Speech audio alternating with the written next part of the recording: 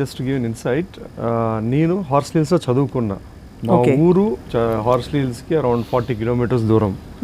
Okay, all my life I lived there are it's a personal place. నేను last 3 yearsలో I have shot 3 projects there.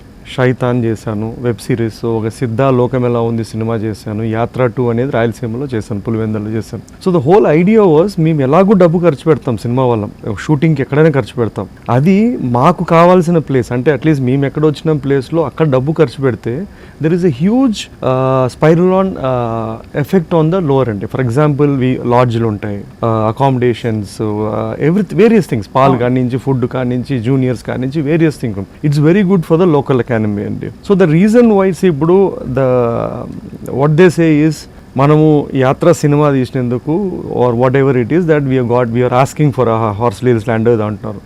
బుద్ధున్నోడు ఎవడన్నా వ్యాపారం తెలిసినోడు Horsley hills లాంటి ప్లేస్లో అడుగుతాడండి.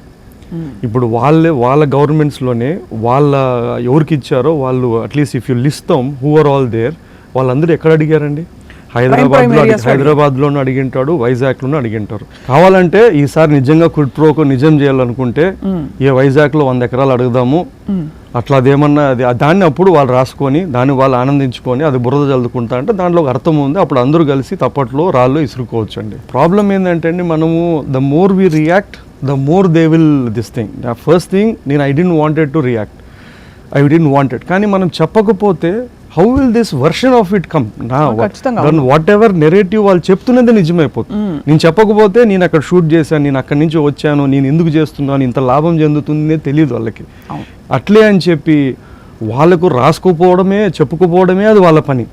నా పని అది కాదు, నాకు బతుకు తెరువు అది కాదు. నా బతుకు తెరువుకు నేను ఇంకో సినిమా చేసుకోవాలో ఏదో ఒకటి చేసుకోవాలా. I can't go on across.